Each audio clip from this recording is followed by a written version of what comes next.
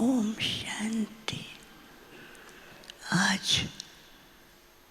विशेष अव्यक्ति दिवस पर सभी ब्राह्मण कुलभूषण भाई बहनों की याद प्यार लेके जैसे मैं वतन में पहुंची, वतन में चारों ही तरफ सब भाई बहनों के स्नेह की भावनाओं से बहुत सुंदर डेकोरेशन थी और हर डेकोरेशन के अंदर कुछ न कुछ राज दिखाई दे रहा था और बाबा भी पूरी डेकोरेशन को ध्यान से देख रहे थे और उसको देख करके बाबा ने कहा, बच्चे ये डेकोरेशन कितनी सुंदर तो है, लेकिन कितने भाग्यशाली हैं। तो मैं सोचने लगी, बाबा ने कहा ये सब बाबा के बच्चे विशेष इस रथ के द्वारा जो अलौकिक जन्म हुआ है, एक एक बच्चा अनेक वरदानों से भरपूर है और वरदानों से ही अभी तक आगे बढ़ रहे हैं। इतने में क्या देखती हूँ, हर डेकोरेशन के अंदर बाबा के ढेर बच्चे देश विदेश के दिखाई देने लगे और सब बाबा को देखते हैं और बाबा को कहते हैं हमारी दादी कहाँ है। बाबा ने कहा ध्यान से देखो। जैसे कहा हमारी दादी कहाँ है, तो बाबा के सामने ही अव्यक्त बाप दादा का स्वरूप दिखाई दिया और उस अव्यक्त बाप दादा के स्वरूप के द्वारा चारों ही तरफ लाइट की किरणों से सबके पास वरदान और वरदानों का एक भंडार सा पहुँचता, जैसे सबकी झोली भरती जा रही थी। तो बाबा ने सबको कहा कि अब मिलन मना लिया तो मुस्कुराते हैं।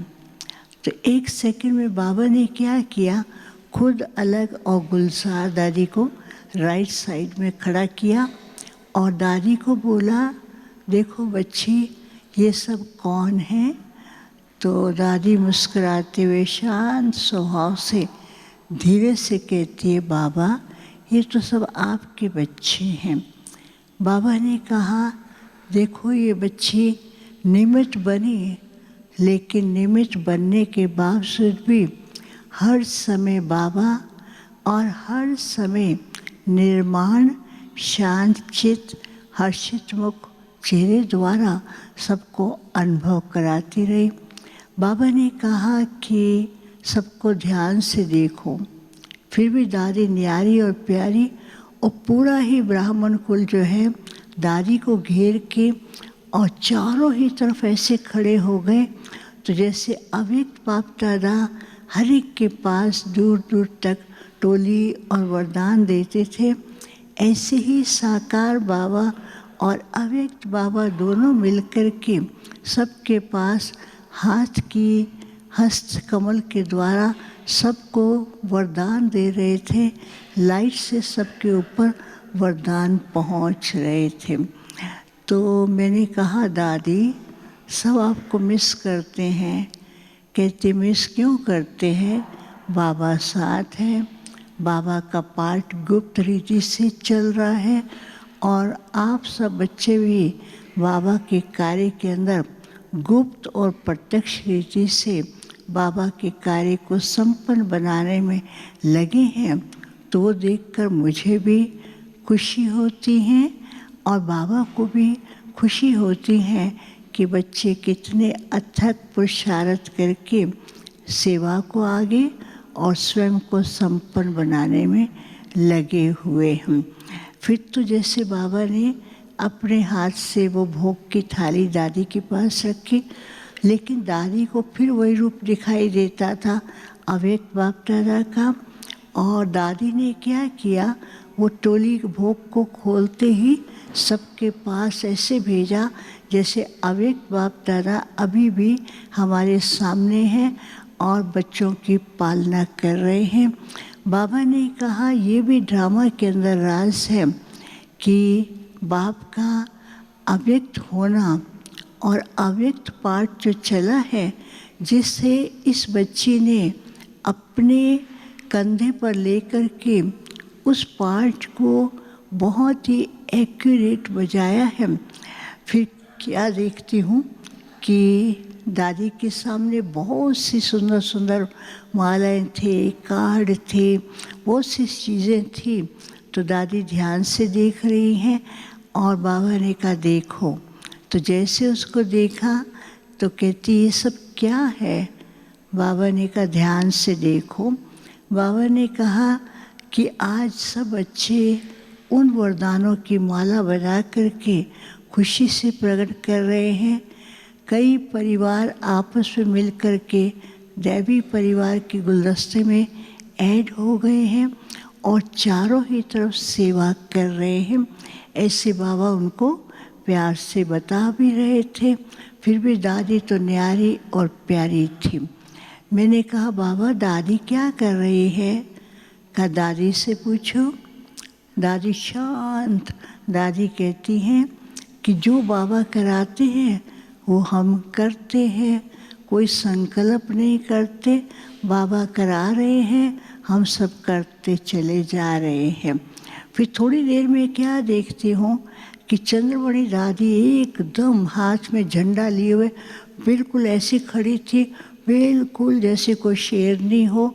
बाबा ने कहा देखो बाबा के कार्य के अंदर हर एक महारथी का विशेष योगदान रहा है और इस बच्ची ने भी बाबा के हर कार्य को एकदम हिम्मत और ताकत, बाबा को साथी बनाकर एकदम सबको खड़ा करके संग लेकर के चली है।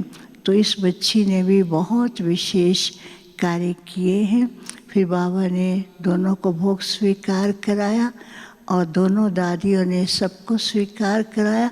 लेकिन स्वीकार कराने के बाद बाबा ने दादी को कहा कुछ कहो। दादी कहती बाबा आप कहो। फिर भी बाबा ने कहा दादी कहो। तो कहा कि बाबा हमेशा कहते हैं, हमेशा बाबा को अपना साथी बना करके और हर कार्य करते समय निमित्त, हल्का, निर्माणचित होकर के चले तो सेवा करते हुए हर प्रकार से सफलता अनुभव करेंगे और भी बाबा के साथ का अनुभव करेंगे। और चंद्रमणि दादी कहती है बस बाबा ही मेरा है, मैं बाबा की हूँ, इस निश्चय पर ही सबको चलना है।